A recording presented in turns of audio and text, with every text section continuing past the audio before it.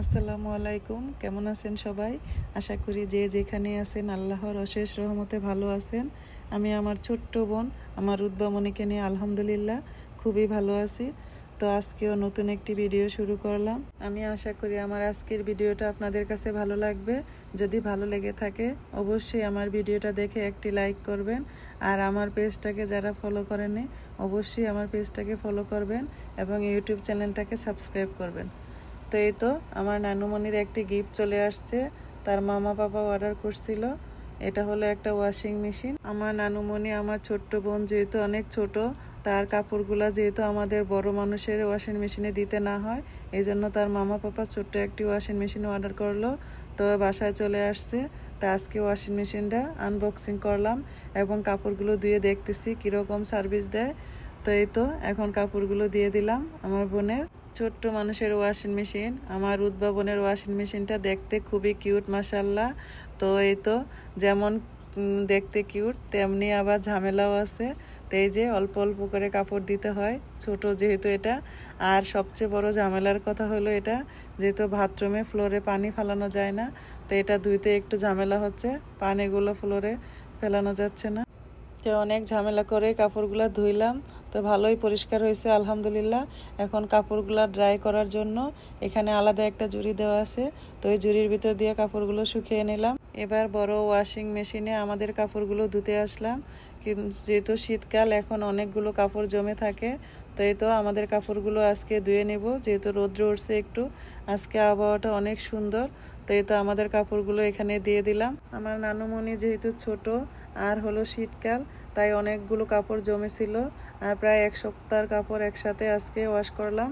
তো এই তো দুই দিকে কাপড়গুলো ধুয়ে এখন চলে যাব রান্না করতে।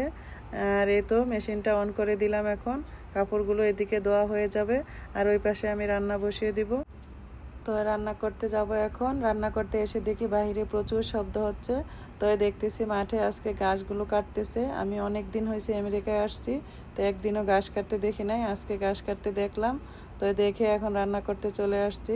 আজকে আমি বড় বড় বেগুনগুলো চাকচাক করে ভাজি করব, ডিম ভুনা করব আর মুরগির মাংস রান্না করব।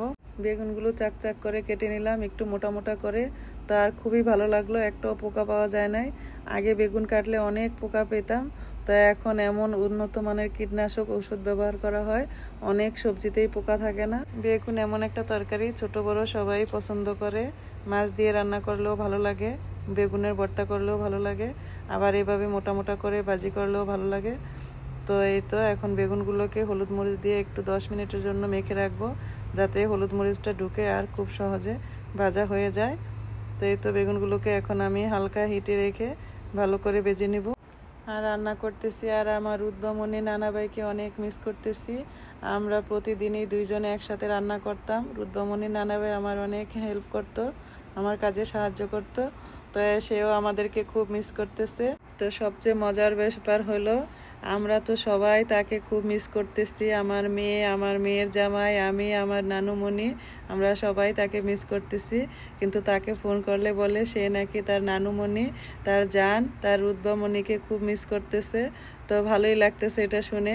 আমিও চাই আমার নানুমণিকে যেন মিস করে এবং সে যেন আবারও আমাদের মাঝে আসতে পারে, এটাই আমি দোয়া করি। আল্লাহ যেন তাকে সুস্থ রাখে এবং আমাদের সবাইকে আল্লাহ তাআলা যেন নেক হায়াত দারাজ করে, আমিন। তো এই তো দেখতে দেখতে আমার রান্নাও হয়ে গেল। এখন আমি মুরগির মাংসটা ভেজে নিলাম, এখন মুরগির মাংসটাও রান্না করে নিব। আজকে আমি মুরগির মাংসটা শুধু ভুনা করব। আর মুরগির মাংস ভুনা করতে গিয়ে আমার ফাতেমা মনিকেও মিস করতেছি। আমার ফাতেমা মনি আমার হাতের মুরগির মাংস ভুনাটা খুব বেশি পছন্দ করে। আম্মু, তুমি আমার রেসিপি দেখে রান্না করে খেয়ে নিবা। আমি চাই তুমি আমার থেকে ভালো রান্না করো, এটাই আমি দোয়া করি তোমার জন্য। আমার মিমমনি রান্না মাশাল্লাহ আমার থেকে অনেক ভালো। তা আমার মেয়েদের জন্য আমার অনেক অনেক দোয়া। আম্মু তোমরা ভালো থাকো, সুস্থ থাকো, এই দোয়া করি। তো আজ এই পর্যন্ত, সবাই ভালো থাকেন। আল্লাহ হাফেজ, আসসালামু আলাইকুম।